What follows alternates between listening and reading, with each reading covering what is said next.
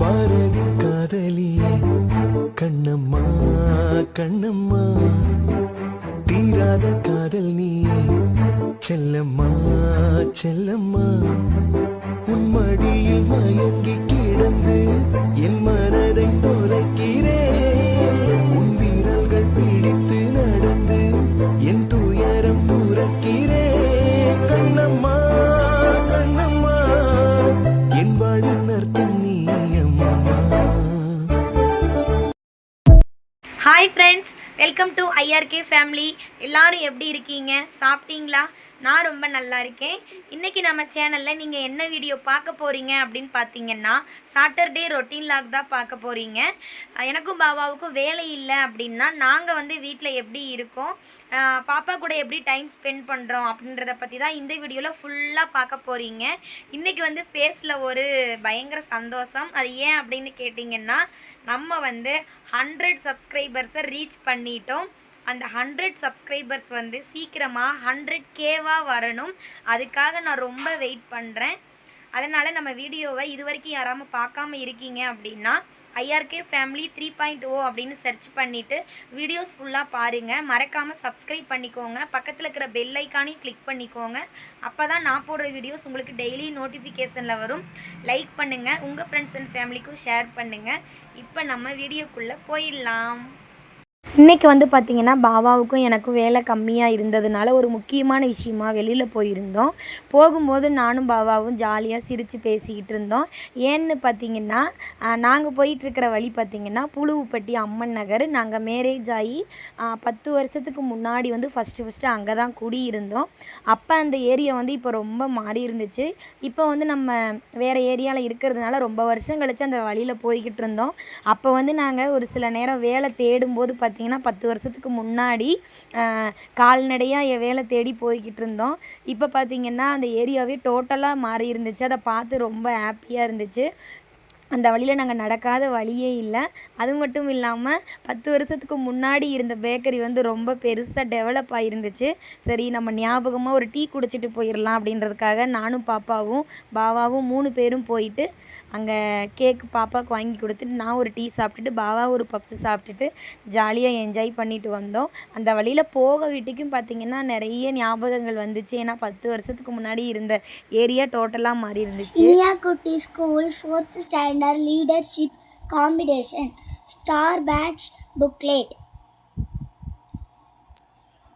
Summative assessment மலர் 1 star, அகரமுதலி 1 star, Thirukkural reading 2 star, மாவட்டங்கள் test and reading 2 star, T words testing 1 star, நீர்ப்பாடம் full passage reading 1 star, exam testing 3 star, சேர்த்து எழுதுக 1 star.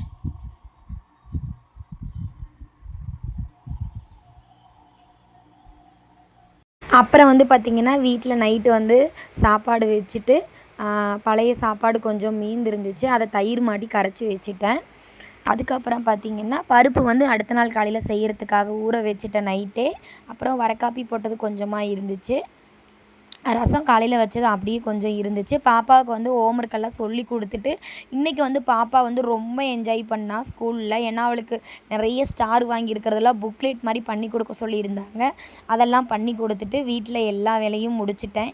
எல்லா வேலையும் முடித்து வச்சதுக்கப்புறமா சிம்பிளாக ஏதாவது சமைச்சிடலாம் அப்படின்றதுக்காக நான் தயிர் சாப்பிட்டுக்கலாம் அப்படின்னு முடிவு பண்ணிவிட்டு பாப்பாவுக்கும் பாபாவுக்கும் மட்டும் சும்மா நைட்டுக்கு ஒரு வேலை தானே அப்படின்றதுக்காக உருளைக்கிழங்கை வந்து சொதியல் மாதிரி பண்ணிடுவேன். ஏன்னா ராத்திரியில் வந்து எப்போவுமே நான் அப்படி தான் பண்ணுவேன். சாப்பாடு ஒரு வேளை மீந்துருச்சு அப்படின்னா ஏதாவது காய போட்டு சொதியல் மாதிரி பண்ணிட்டோம் அப்படின்னா ரசம் எக்ஸ்ட்ரா இருந்துச்சுன்னா நைட்டு டிஃபன் அதோடு முடிச்சிடுவோம். இன்றைக்கி வந்து வேலை ரொம்ப கம்மியாக இருந்தது, பாபாவுக்கு வேலை கம்மியாக இருந்ததுனால இன்றைக்கி வெளியில் போயிட்டு பாப்பாவை கூட்டிகிட்டு அவள் கூட கொஞ்சம் டைம் ஸ்பெண்ட் பண்ண டைம் கரெக்டாக இருந்தது.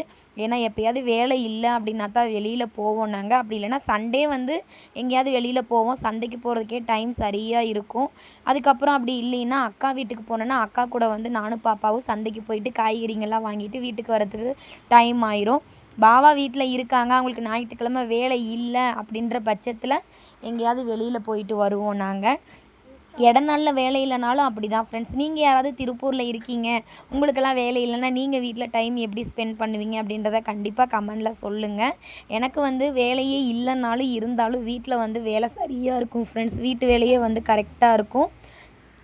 இன்றைக்கி வந்து என்ன அப்படின்னு பார்த்தீங்கன்னா, பாபாவுக்கு ஒரு இடத்துக்கு வேலைக்காக தேடி போயிருந்தோம். அங்கே போய் பார்த்துட்டு தான் இன்றைக்கி சனிக்கிழமை நாள் எங்களுக்கு இப்படி தான் போச்சு. நாளைக்கு சண்டே அப்படின்றதுனால நாளைக்கு கொஞ்சம் பிஸியாக தான் இருக்கும். நாளைக்கு எல்லாருமே பார்த்திங்கன்னா காம்பவுண்டில் எல்லாருமே இருப்பாங்க. எல்லாருக்கும் வீட்டு வேலையே சரியாக இருக்கும் ஃப்ரெண்ட்ஸ். எனக்கு ஞாயிற்றுக்கிழமை தான் பார்த்திங்கன்னா வேலை அதிகமாக இருக்கும். நாளில் கூட கம்பெனிக்கு போயிட்டு அந்த டைம் டேபிள் ஃபாலோ பண்ணுறதுனால பார்த்திங்கன்னா வேலை அதிகமாக இருக்கிற மாதிரியே இருக்காது. ஆனால் சண்டே வீட்டில் இருந்துட்டோன்னா போதும் ஃப்ரெண்ட்ஸ், அவ்வளோ வேலை இருக்கும். ஏன்னா திருப்பூரில் வந்து அப்படி தான், இந்த வாரத்தில் வந்து திங்கக்கிழமருந்து சனிக்கிழமை வரைக்கும் வந்து கம்பெனி வேலைக்கு போயிட்டு வீட்டுக்கு வரத்துக்கு வீட்டு வேலை பார்க்குறதுக்கு சரியாக இருக்கும். சண்டே அப்படின்றது வந்து எனக்கு வேலையிலேயே பகுதி முடிஞ்சிடும். சனிக்கிழமை நைட்டே வந்து ஒரு நேரம் எதனால் அடுத்த நாள் வந்து ஞாயிற்றுக்கிழமை விசேஷ நாளாக இருக்குது அப்படின்னா சனிக்கிழமை நைட்டே நான் எல்லா வேலையும் முடிச்சு வச்சுருவேன். அப்புறம் ஞாயிற்றுக்கிழமை வந்து கொஞ்சம் ஃப்ரீயாக இருக்கும். நான், பாவா, பாப்பா எல்லாருமே வந்து பார்த்திங்கன்னா பக்கத்தில் இருக்கிற எங்கேயாவது கோயிலுக்கு போவோம். அப்படி இல்லைன்னா கொடிவேரிக்கி அப்படின்னு ஒரு இடம் இருக்குது ஃப்ரெண்ட்ஸ், அங்கே போவோம். இப்போ வந்து சம்மர் வேறு ஸ்டார்ட் ஆகிருச்சுங்களா, அதனால் கண்டிப்பாக நாளைக்கு வந்து நாங்கள் கொடிவேரிக்கு போகலாம் அப்படின்னு தான் முடிவு பண்ணியிருக்கோம். போனால் அந்த லாகு நான் அடுத்தடுத்த வீடியோவில் போடுறேன் ஃப்ரெண்ட்ஸ்.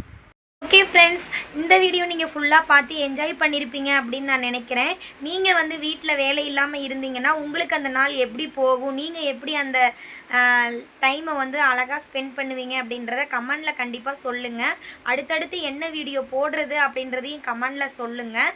ஏன்னா நீங்கள் வந்து கமெண்ட் பண்ணால் தான் எனக்கு வந்து நெக்ஸ்ட்டு வந்து என்ன வீடியோ போடலாம் அப்படின்றதுக்கு ஒரு மோட்டிவேஷனாக இருக்கும், வேறு ஒன்றும் இல்லை. இது வரைக்கும் நம்ம சேனலை யாராவது பார்க்காம இருந்தீங்கன்னா ஐஆர்கே ஃபேமிலியை சர்ச் பண்ணி எல்லா வீடியோஸும் உள்ளே போய் பாருங்கள். லைக் பண்ணுங்கள், ஷேர் பண்ணுங்கள், கமெண்ட் பண்ணுங்கள். மறக்காமல் சப்ஸ்கிரைப் பண்ணிவிட்டு பெல் ஐக்கானையும் கிளிக் பண்ணிக்கோங்க. இன்றைக்கி வீடியோ வந்து அப்லோட் பண்ணுறதுக்கு ரொம்பவே டைம் ஆயிடுச்சு. திருப்பூரில் வந்து வேலை இல்லை அப்படின்னா நானும் பாபாவும் இப்படி தான் வீட்டில் வந்து டைம் ஸ்பெண்ட் பண்ணுவோம். பாப்பாவோட இப்படி தான் இருப்போம். நீங்களாம் எப்படி என்ஜாய் பண்ணுவீங்க அப்படின்றத கமெண்டில் சொல்லுங்கள். நாளைக்கு முக்கியமாக மறக்காமல் நம்ம சேனலில் சண்டே ரொட்டீன் லாக் வரும், அதையும் பாருங்கள், என்ஜாய் பண்ணுங்கள்.